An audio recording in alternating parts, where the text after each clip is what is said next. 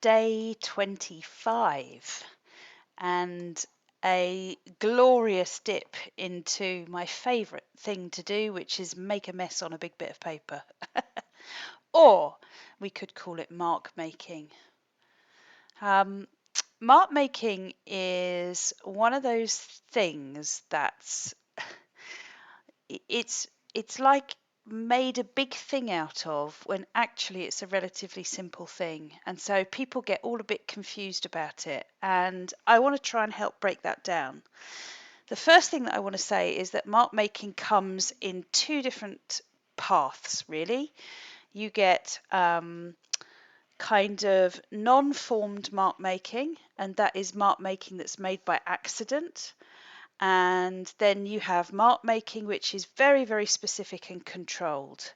And they both do exactly the same job, which is create layers and create interest. So I want you to look around your room that you're sitting in right now, and don't look at the form of things. Don't look at, like, I'm looking at my fridge freezer. That's got a form. It's a square shape. It's a block. The cupboards have got this square shape. But I want you to look behind that.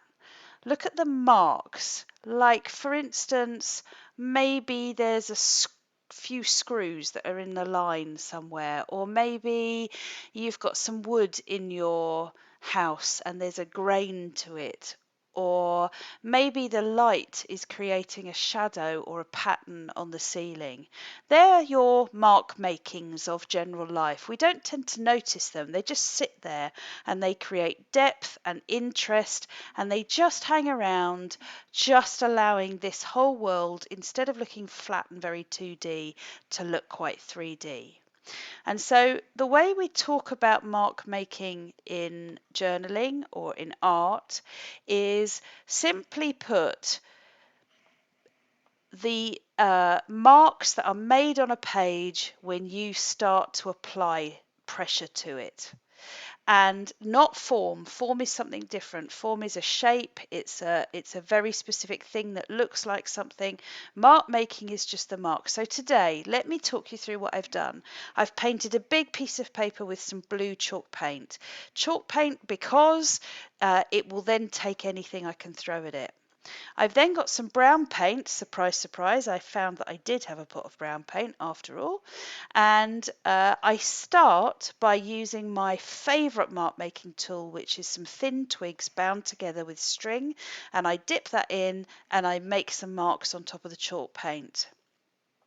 Next favourite thing to do is I get some greaseproof paper, I water down my acrylic paint, and then I paint some circles onto my piece of greaseproof paper. And what happens is, because I've added water to that greaseproof paint, it's going to bead up, a bit like those of you who use gel plates will know, if you add water to your acrylic paint on a gel plate, it beads up. And so you get these really interesting marks.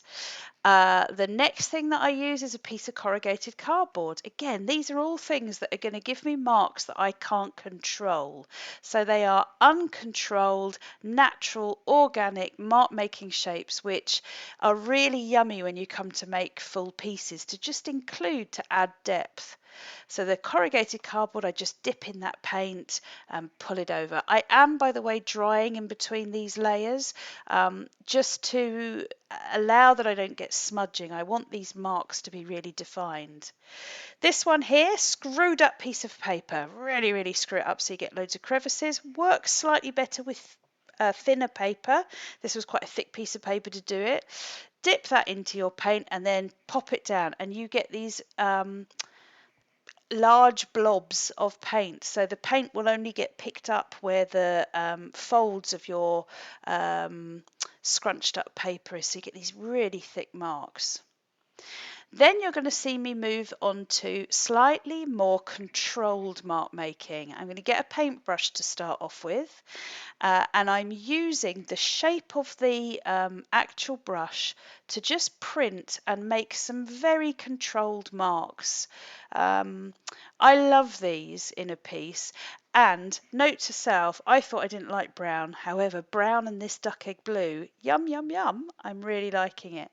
So carry on making these little marks, and that kind of ends my brown and blue mark making. So what I do then, and I suggest that you all do this, is that when you're working on a big piece of paper and there's all these erratic marks, it's a really good thing both for our psychological self and for artistic self to be able to choose the thing to manage out of all that chaos.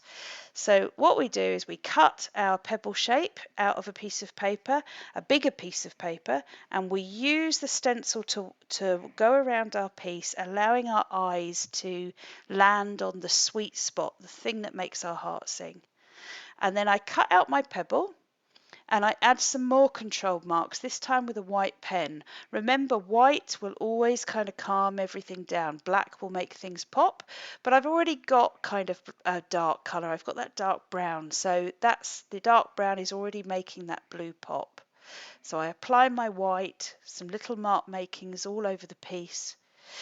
And then finally, just to give it a bit of a surround before I stick it in my book, I just dip the edges of this paint into, the edges of the pebble into my brown paint, smear it all the way round, and then shove it in my book.